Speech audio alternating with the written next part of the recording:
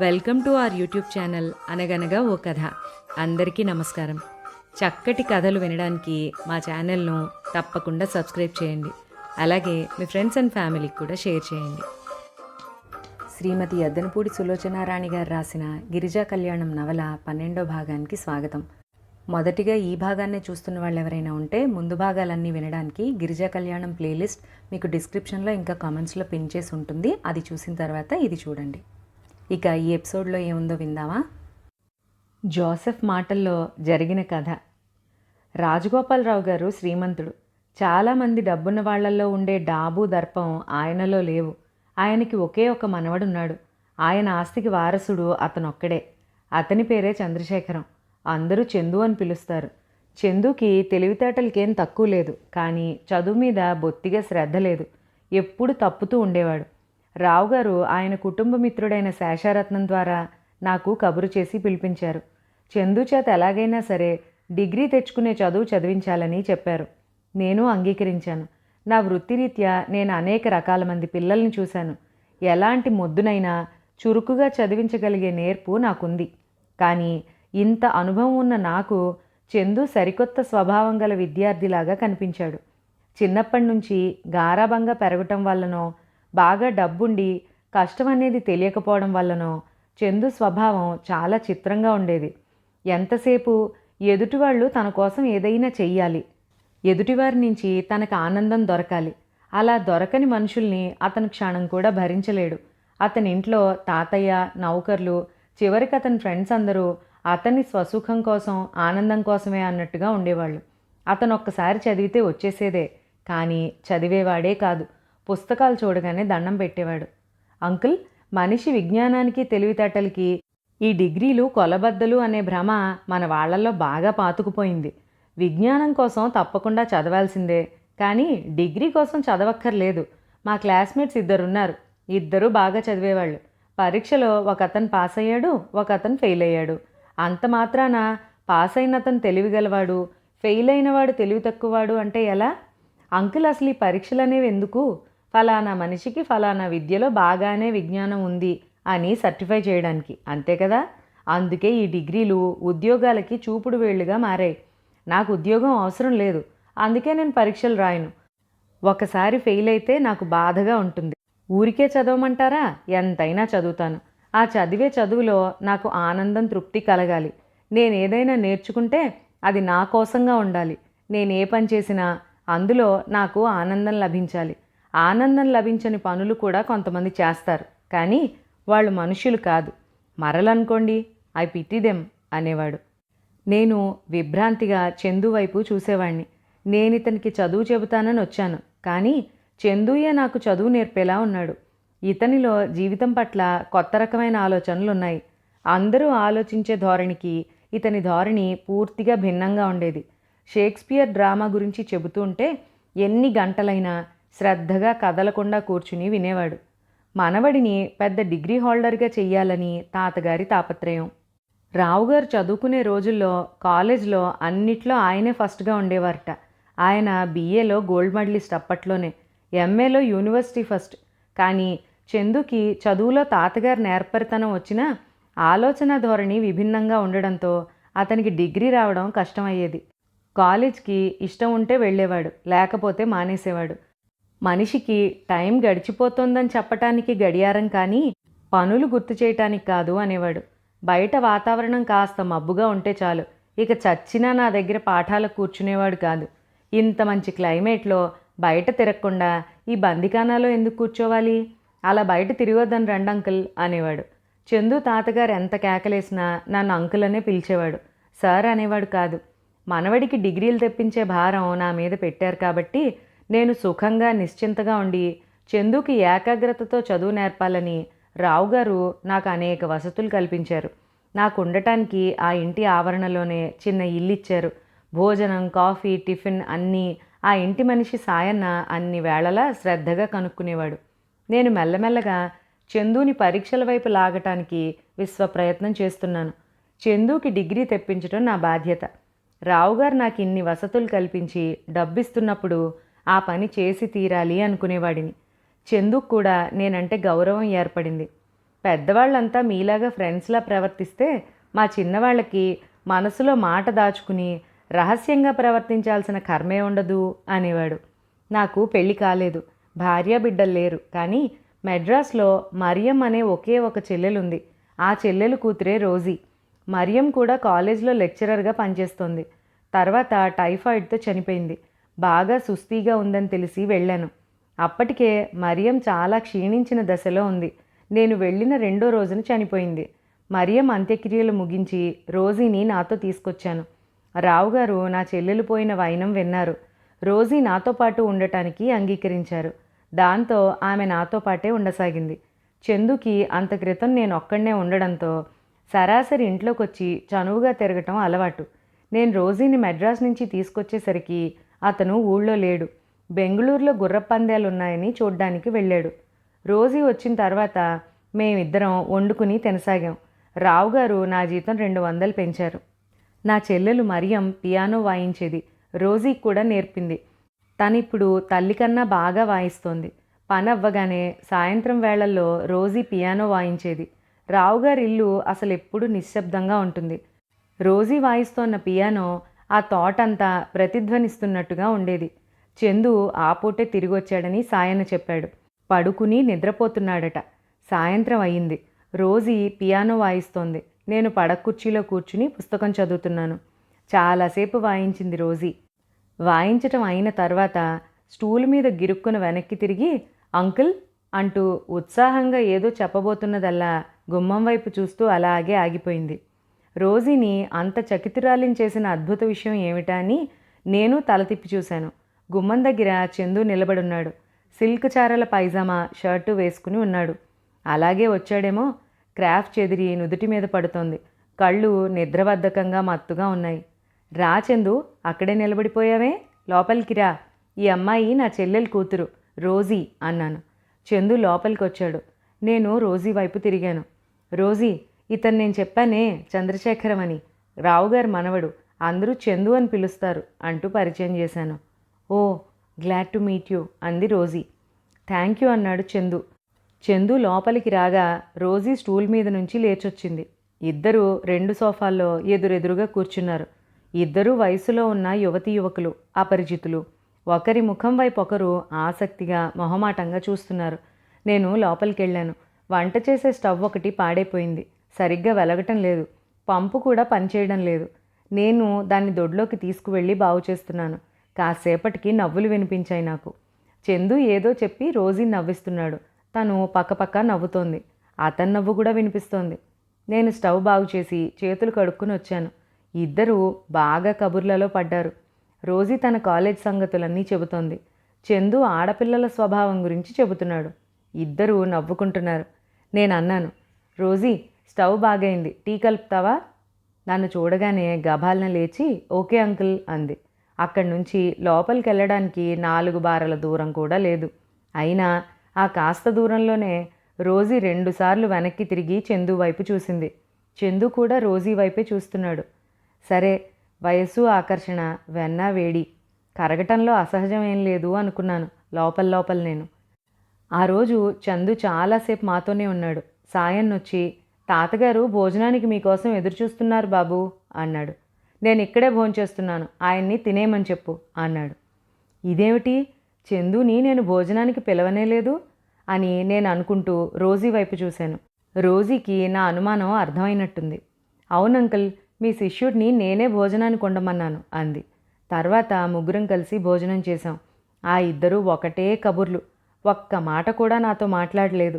అసలు ఆ భోజనం బల్ల దగ్గర నేను అనేవాడిని ఒకడిని ఉన్నట్టు జ్ఞాపకం లేనట్టే ఇద్దరూ కాలేజీల గురించి, సినిమాల గురించి మాట్లాడుకుంటున్నారు. భోజనాలు అయ్యాయి. చందు ఇంకా కూర్చునే ఉన్నాడు. నాకు విసుగు పుట్టింది.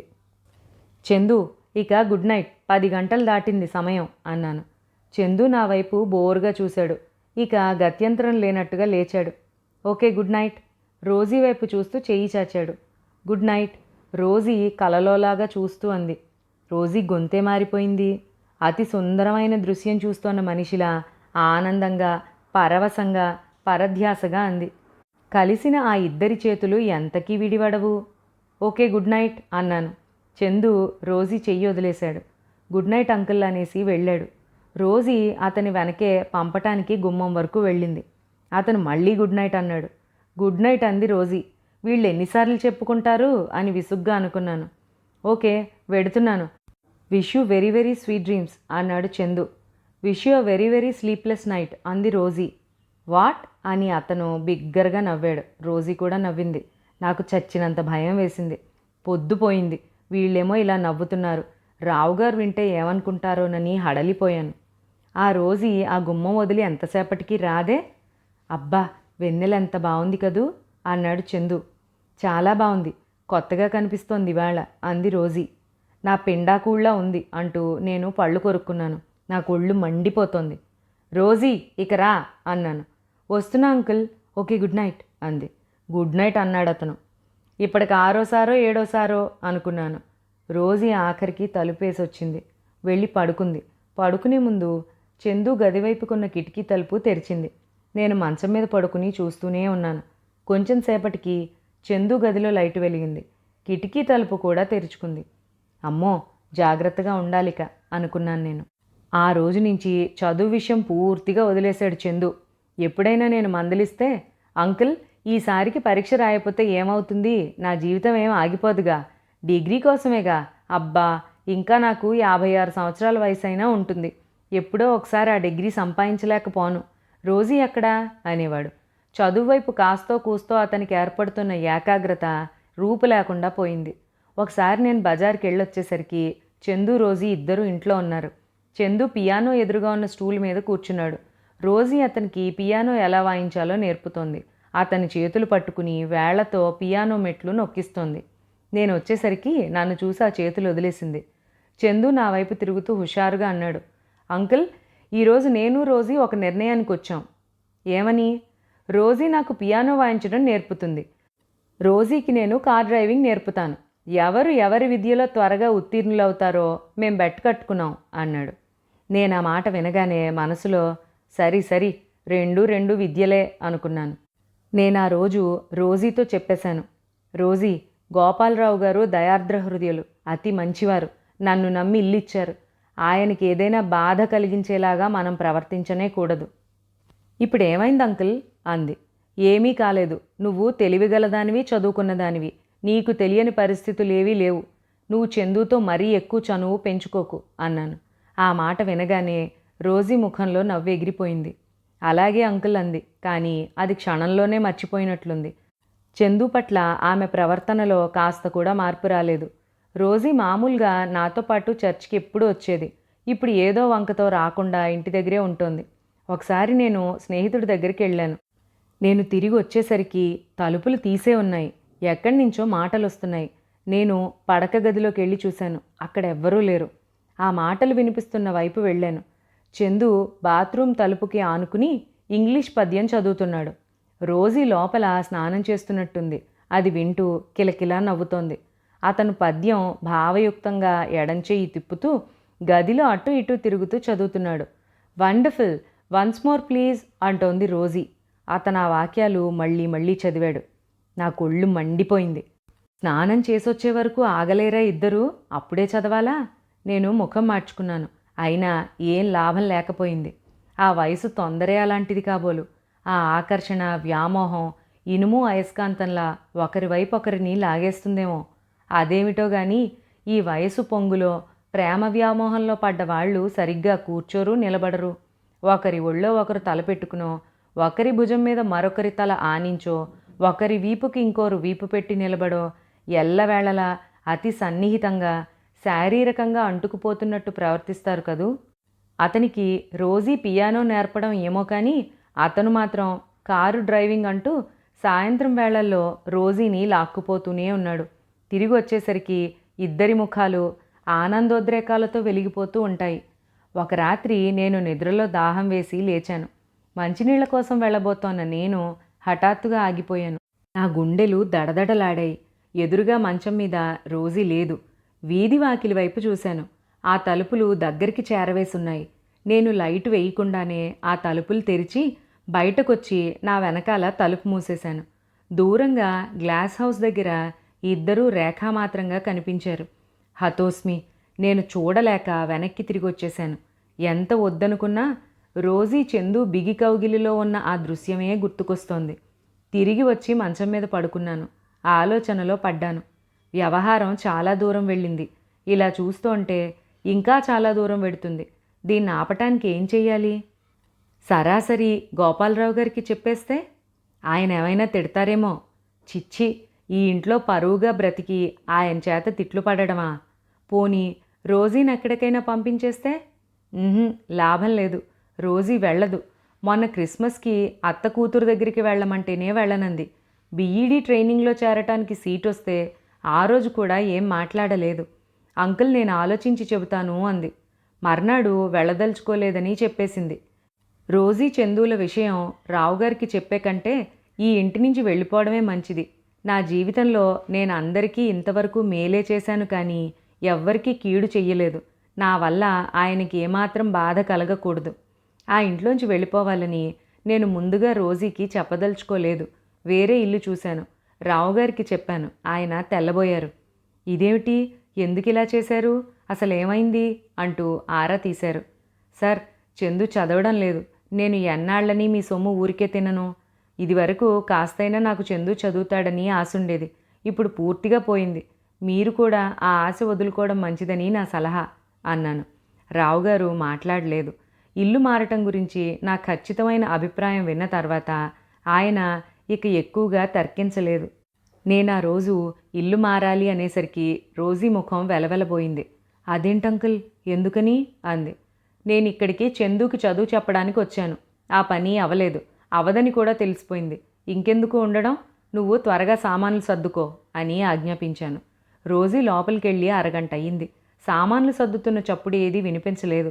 గదిలోకి తొంగి చూస్తే రోజీ మంచం మీద కూర్చుని ఏడుస్తోంది. రోజీ అని పిలిచాను. ఉలిక్కి పడ్డట్టుగా లేచింది. ఏడుస్తున్నావా, ఎందుకు అన్నాను. లేదంకుల్, మమ్మీ గుర్తొచ్చింది అంతే అంది కళ్ళు తుడుచుకుంటూ. మమ్మీ గుర్తుకొచ్చిందా? అయితే విను. మమ్మీ అంటే నీకు గౌరవం కానీ అభిమానం కానీ ఉన్నాయా? అదేంటంకుల్, నా మాటకి జవాబు చెప్పు. మీకు తెలీదా? తెలుసు, కానీ ఈ మధ్య చందు మైకంలో పడి ఆ సంగతి మర్చిపోయావేమో అనుకుంటున్నాను. రోజీ, చందు నిన్ను పెళ్లి చేసుకుంటాడనే అనుకుంటున్నావా? సూటిగా అడిగేశాను. నా వైపే చూస్తున్న రోజీ ఈ ప్రశ్న వినగానే జవాబు చెప్పలేనట్టుగా తలదించుకుంది. నిన్నే మాట్లాడమే. ఒకవేళ అతను చేసుకుంటానన్నా రావుగారు ఊరుకుంటారా? వాళ్ళ కుటుంబానికి మన కుటుంబానికి ఆర్థికంగా, ఆచార వ్యవహారాల్లో, పరువు ప్రతిష్టల్లో ఎంత తేడా! చందు ఒకవేళ వాళ్ళ తాతయ్యకి ఎదురు తిరిగి చేసుకున్నా ఆ పెళ్ళి సుఖప్రదం కాదు. ఎందుకంటే నువ్వు పెరిగిన వాతావరణం, నీ స్వేచ్ఛ అది వేరు. ఈ ఇంటి సాంప్రదాయం, పద్ధతులు వేరు. నువ్వు వాటిల్లో ఇమడలేవు. రోజీ, పెళ్ళైన తర్వాత ఎప్పుడు ఘర్షణ అనేది పనికిరాదు. అలా ఘర్షణ ఉంటే ఆ జీవితం నరకం అవుతుంది. నా మాట విను. చందు నువ్వు సరదాగా తిరిగారు. ఆ పరిచయం అంతవరకే ఉండని. ఇప్పుడు నీకు ఇది బాధ కలిగించినా తర్వాత చాలా హాయినిస్తుంది. వయసులో ఉన్నవాళ్ళకి ఆకర్షణ తప్ప ఇంకేమీ తెలీదు. మేం పెద్దవాళ్ళం ఎన్నో రకాలుగా ఆలోచిస్తాం. నీకు మీ అమ్మ మీద అభిమానం ఉంటే నా మాట విను. లేదంటే నీ ఇష్టం. నీ మార్గం నువ్వు చూసుకో. ఈ పూట నుంచి నీకు నాకు సంబంధం లేదు. అది మాత్రం గుర్తుపెట్టుకో. ఎందుకంటే ఇలాంటి వ్యవహారాల్లో పెద్దవాళ్ళకి రెండు మార్గాలుంటాయి.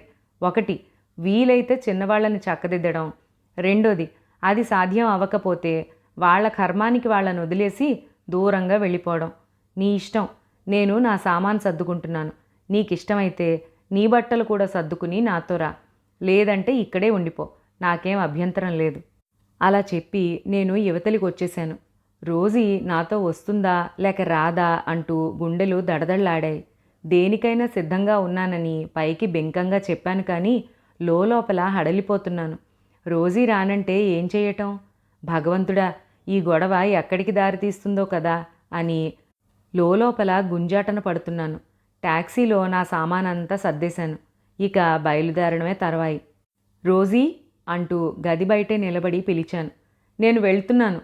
రోజీ గుమ్మంలోకి వచ్చి నిలబడింది. బట్టలు ప్రయాణానికి సిద్ధమైనట్టుగా మార్చుకుని ఉంది. కుడి చేతిలో పెట్టె ఉంది. ఎడం చేతిలో తను చందు కలిసి తీయించుకున్న ఫోటోలు పెట్టిన ఆల్బమ్ ఉంది. కళ్ళు మాత్రం ఉబ్బి ఉన్నాయి. ఆ కళ్ళలో సర్వస్వం పోగొట్టుకున్న దీనత్వం కనిపిస్తోంది. నాకు జాలేసింది. ఈ ఆడపిల్లలున్నారే, వీళ్ళని ఏమనాలో కూడా తెలియదు. మనసు విలువేమిటో తెలియనట్టు ఊరికే పారేసుకుంటారు. తర్వాత విపరీతంగా బాధపడతారు. నా ఈ మేనకోడలు రోజీయే కాదు, చాలామంది ఇంతే.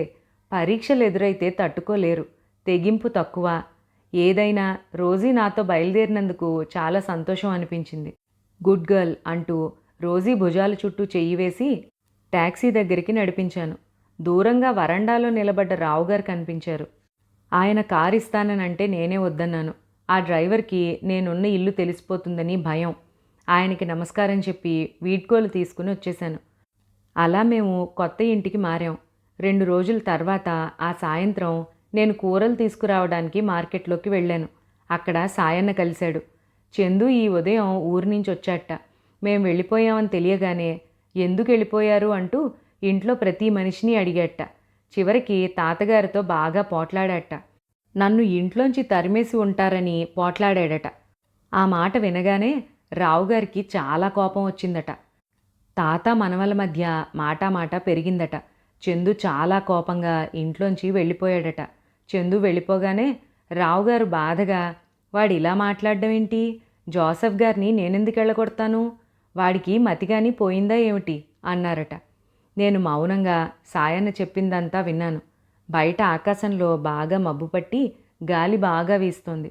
కూరలు తీసుకున్న సంచి సైకిల్కి తగిలించుకుని వర్షంలో తడిసిపోతానేమోనన్న భయంతో గబగబా ఇంటికొచ్చాను.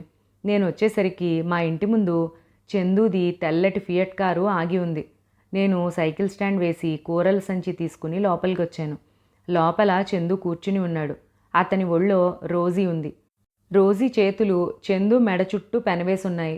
రోజీ అతని భుజం మీద ముఖం దాచుకుని ఉంది. అతను ఆమె జుట్టు సరిచేస్తూ చంపలు నివురుతున్నాడు. నేను దగ్గాను. తీరికగా చెప్పులు వదిలాను. చేతిలో గొడుగును వరండాలో మేకుకి తగిలించాను.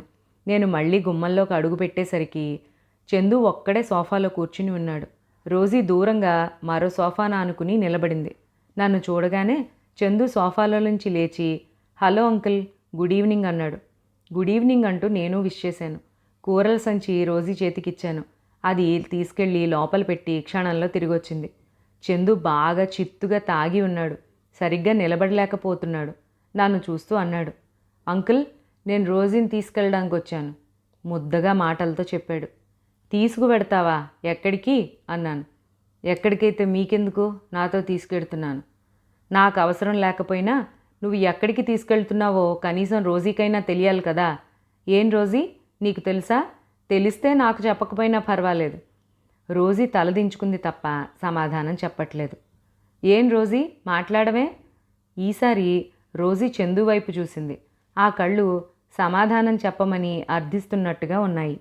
చందు జవాబు చెప్పలేదు. అప్పుడు నేనే అన్నా, రోజీ, అతను నిన్ను పెళ్లి చేసుకుంటానని అనేట్టయితే నువ్వు వెళ్ళు. పెళ్ళా?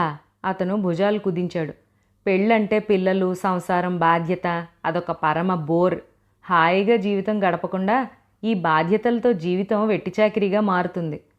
చందు, పెళ్లికి దారి తీయలేని ప్రేమ ఎక్కువ కాలం బతకదు. అల్పాయుష్కిరాల్లాగా త్వరలోనే మరణిస్తుంది. నాన్ సెన్స్, నేను నమ్మను. చూస్తూనే ఉన్నాగా, ఈ జనం పెళ్లి పేరు మీద జీవితాలని మహా ఇరుగ్గా చేసుకుంటారు.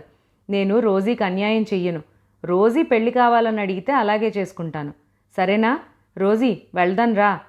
పెళ్లి చేసుకోవడానికి నిశ్చయం చేసుకుంటే ఎక్కడికో వెళ్ళడం దేనికి? కాదు, మేం చాలా మాట్లాడాలి. ఇక్కడ కాదు. ఇక నుంచి రోజీ బాధ్యత నాది. మీరు నిశ్చింతగా ఉండండి. రా రోజీ అన్నాడు. ఉరుములు మెరుపులతో వర్షం బాగా మొదలైంది. నేను లోపలికి వెళ్ళాను. హాల్లో మాటలు వినిపిస్తూనే ఉన్నాయి. రోజీ మెల్లగా అంటుంది, చందు, నువ్వు బాగా తాగున్నావు. నేను రేపొస్తాను. నాన్సెన్స్, తాగితే డ్రైవ్ చేయలేనని భయపడుతున్నావా? ఏం పర్వాలేదు. నీ డ్రైవింగ్ అంటే నాకు ప్రాణాలు బిగపట్టుకున్నట్టుగా ఉంటుంది. కానీ చందు ఊరుకోలేదు. రమ్మనమని బలవంతం చేశాడు. రోజీ ఇక కాదనలేక వెళ్ళింది. నేను కిటికీలోంచి చూస్తూనే ఉన్నాను. వానధారలు ఏనుగు తొండాలతో నీళ్లు గుమ్మరిస్తున్నట్టుగా జోరుగా పడుతున్నాయి. ఆ వానలోనే రోజీ పక్కన కూర్చోగా చందు డ్రైవ్ చేస్తున్న కారు వెళ్ళిపోయింది. నేను పడక కుర్చీలో కూలబడ్డాను. ఇలా చేశానేమిటి? అతన్ని బాగా తిట్టుండాల్సింది. రోజీని గదిలో పెట్టి తాళం వేసుండాల్సింది. కానీ నాలో వివేకం హెచ్చరించింది. అలా చేస్తే ఇద్దరూ ఇంకా రెచ్చిపోతారు. రోజీయే అతనికి ఏదో ఒకటి చెప్పి దారికి తీసుకొస్తుంది. అవును, అలా పంపడమే నయం అనుకున్నాను.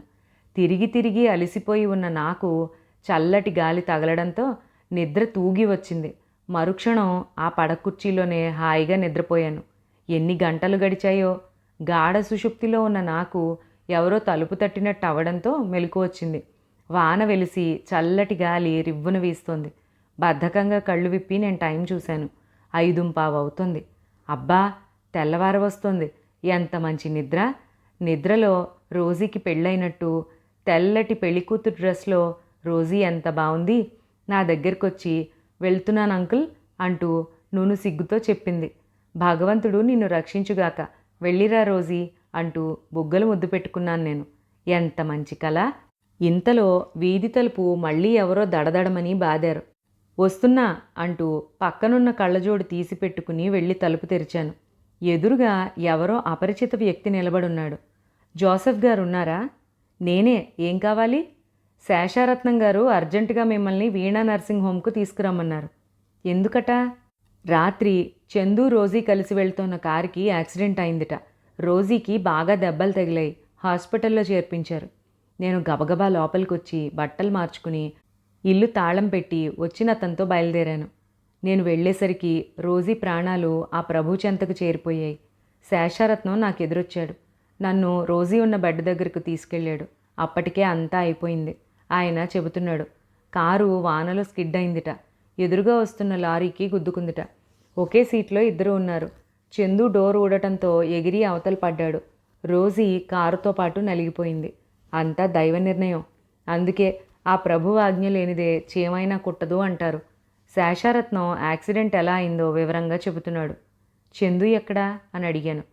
మత్తుమంది ఇచ్చి నిద్రపుచ్చారు. రోజీకి ఇలా అయిందని వాడికి ఇంకా తెలీదు అన్నాడాయన. రోజీ పెళ్లి కూతుర్లా కల్లోకొచ్చి వెళుతున్నానని చెప్పిన సంగతి గుర్తుకొచ్చింది. నాకు తెలియలేదు. పెళ్లి కూతురు అయ్యావని సంబరపడ్డాను కానీ అంటూ ఏడ్చేశాను. తెల్లవారింది. డెడ్ బాడీ ఇవ్వడానికి 1,00,000 నిబంధనలు ఉన్నాయక్కడ. పాపం శేషారత్నం గారే స్వయంగా దగ్గరుండి ఆ ఏర్పాట్లన్నీ చూశారు. రోజీకి అంత్యక్రియలు జరిగాయి. ఆ రోజు చందు వచ్చాడు. అతని ముఖం మీద, మోచేతుల మీద స్పష్టంగా దెబ్బలు కనిపిస్తున్నాయి. గడ్డం మాసి ముఖం పీక్కుపోయి ఉంది. అతను నన్ను చూడగానే, అంకుల్ నేనే రోజీని చంపేశాను. నేను హంతకుడిని, మహాపాపిని అంటూ ఏడ్చేశాడు. నేనతని భుజం తట్టాను. పాపులను దేవుడే శిక్షిస్తాడు అనే నమ్మకం గల నాకు ఆ క్షణంలో అతనంటే ద్వేషం కలగలేదు. అతనికి కార్ డ్రైవ్ చేయడంలో అసాధారణమైన ప్రజ్ఞ ఉందని నాకు తెలుసు. ఆ రోజు వానగా ఉంది. అసలు ఆ వానలో ఆ ఇద్దరిని వెళ్ళనివ్వడం నాదే పెద్ద పొరపాటు. అసలు నేరస్తుడిని నేనే. ఇది నా మూలంగానే జరిగింది అనుకున్నాను. రోజీ పోయిందనే వార్త తెలియగానే బంధువులు కొంతమంది వచ్చారు. వాళ్ళు చందు డబ్బు గలవాడు అని వినగానే కేసు పెట్టమని, కొంత డబ్బు తీసుకుని రోజీ పేరిట ఏదైనా దానం చెయ్యమని నన్ను మరీ పోరాడారు. నేను వినలేదు. అంతా ఆ దయామయుని లీల. చందు నిజంగా తప్పే కనుక చేసుంటే భగవంతుడు తప్పకుండా శిక్షిస్తాడు అన్నాను. వాళ్ళకి నా మాటలు రుచించలేదు. నన్ను చేతకాని వాడినని తిట్టి వెళ్ళిపోయారు. తర్వాత చందు తరచుగా నా దగ్గరికి వచ్చేవాడు. గంటల తరబడి కూర్చునేవాడు. ఆల్బమ్ తిరగేసేవాడు. ఒక్కోసారి పియానో మీద రోజీ వాయించే పాట వాయించటానికి ప్రయత్నించేవాడు. ఒకసారి అన్నాడు, అంకుల్, నాకు నేను వేసుకున్న శిక్ష ఏంటో తెలుసా? ఏమిటి? జీవితంలో ఇంకెప్పుడు మళ్ళీ ఇంకే ఆడపిల్లకి చోటివ్వను. నేను నవ్వాను. ఈ జీవితంలో ఎప్పుడేం జరుగుతుందో మనకేం తెలుసు? మనం ఏవేవో నిర్ణయాలు తీసుకుంటూ ఉంటాం. తర్వాత కెరటాల్లాగా ఏవో సమస్యలు ఎదురవుతాయి. ఆ కెరటాలొచ్చి మన నిర్ణయాలని రూపు లేకుండా తుడిచిపెట్టి ఎత్తుకుపోతాయి. చందు ఇప్పుడు అనుకుంటున్నాడు, రోజీ మీద ఉన్న ప్రేమ అలా అనిపిస్తోంది. 4 రోజులు పోతే అతనే మర్చిపోతాడు. చందు రావుగారి ఏకైక మనవడు. ఎంతమంది ఆడపిల్లల కళ్ళు అతని మీదున్నాయో. ఆ తర్వాత 2 నెలలకే నాకు పక్షవాతం వచ్చింది. చాలా తక్కువగా రావడంతో త్వరలోనే మళ్ళీ కోలుకున్నాను. ఇక్కడ ఈ వరంగల్లో ఉంటున్న నా స్నేహితుడి కొడుకొచ్చి ఒంటరిగా ఉండొద్దని చెప్పి బలవంతంగా తీసుకొచ్చాడు. చందు నాకు ఉత్తరాలు రాస్తూనే ఉండేవాడు. నేను ఈ ఊరొచ్చినప్పటి నుంచి ప్రతీ నెల అతను 200 రూపాయలు మనీ ఆర్డర్ చేస్తూనే ఉన్నాడు. వద్దని రాసినా వినలేదు, ఆపలేదు. అది జరిగిన సంగతి అంటూ జోసెఫ్ చెప్పడం ముగించాడు. ఆయన చెప్పడం ముగించేసరికి పారిజాతం కళ్ళ నుంచి నీళ్లు ధారలు కడుతున్నాయి. గిరిజ నిట్టూర్చింది. మరి ఇదంతా రావుగారికి తెలీదా అని అడిగింది. తెలుసో లేదో నాకు తెలియదు, కానీ ఆయన రోజీ పోయినప్పుడు కానీ ఆ తర్వాత కానీ కనీసం నన్ను చూడడానికైనా రాలేదు. ఇంతట్లో వాకిట్లో పోస్ట్ అన్న కేక వినిపించింది. జోసెఫ్ లేచి వెళ్ళాడు. పోస్ట్మ్యాన్ మనీ ఆర్డర్ తెచ్చిచ్చాడు. సంతకం పెట్టి ఆయన డబ్బు తీసుకుని వచ్చాడు. నే చెప్పలేదు, ఇదిగో 200. ప్రతిసారి నెలలో మొదటి ఆదివారం అవుతోండగా వచ్చేది, ఇప్పుడు ముందే వచ్చేసింది. ఇది ఏనాటి రుణమో నాకు అన్నాడు. గిరిజ వెళ్ళడానికి లేచింది. ఆల్బంలో నుంచి చందు పియానో వాయిస్తూ ఉండగా రోజీ దాన్ని ఆనుకుని ఉన్న ఫోటో ఒకటి తీసుకుంది. అంకుల్, రోజీ జ్ఞాపకంగా ఇది తీసుకుంటున్నాను అంది. తీసుకోమ్మా అన్నారాయన. గిరిజ ఆ ఫోటో బ్యాగ్లో వేసుకుని వస్తాం అంకుల్ అంది సెలవు తీసుకుంటూ. ఇద్దరూ బయటకొచ్చారు. పారిజాతం ముక్కు ఎగబీలుస్తూ అంది, పాపం ఆ అమ్మాయి బతికుంటే మీ ఆయన నిన్ను చేసుకునేవాడు కాదేమో గిరిజా. ఆ అమ్మాయి నీకోసమే చచ్చిపోయిందేమో. ఛీ, అదేం మాట అంది గిరిజ. ఏమిటో నాకు అలాగే అనిపిస్తోంది అంది పారిజాతం. ఈ ఎపిసోడ్ ఇక్కడితో అయిపోయింది. మరొక ఎపిసోడ్లో మళ్ళీ కలుసుకుందాం.